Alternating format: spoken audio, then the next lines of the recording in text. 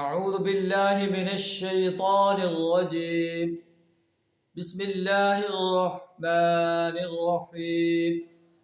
ولو ان اہل الكتاب آمنوا واتقوا لکفرنا عنہم سیئاتہم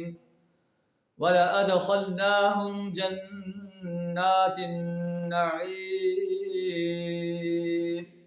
صدق اللہ العظیم۔ سورہ المائدہ آیت نمبر 65 آپ کے سامنے تلاوت کی ہے، جس کا ترجمہ کچھ اس طرح ہے: وَلَوْ أَنَّ أَهْلَ الْكِتَابِ آمَنُوا، اگر اہل کتاب ایمان لے آتے، وَاتَّقَوْا، اور خدا ترسی کی روش اختیار کرتے، اللہ کی نافرمانی سے بچنے کی کوشش کرتے، لَكَفَّرْنَا عَنْهُمْ سَيِّئَاتِهِمْ، ہم ان کی برائیاں ان سے مٹا دیتے، وَلَأَدْخَلْنَاهُمْ جَنَّاتِ النَّعِيمِ، اور نعمتوں بھری جنت میں انہیں داخل کر دیتے، وَلَأَنَّهُمْ أَقَامُوا التَّوْرَاةَ وَالْإِنْجِيلَ وَمَا أُنزِلَ إِلَيْهِمْ مِنْ رَبِّهِمْ،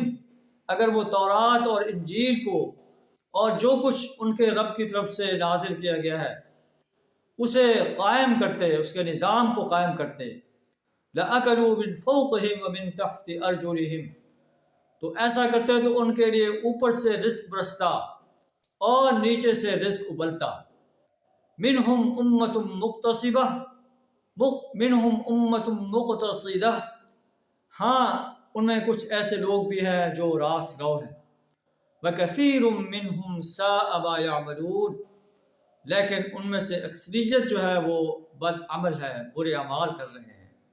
ایمان اور تقوی سے آراستہ نہیں۔ اللہ سبحانہ وتعالی ہمیں ایمان اور تقوی کی صفات سے اپنے آپ کو آراستہ کرنے کی توفیق عطا فرمائے،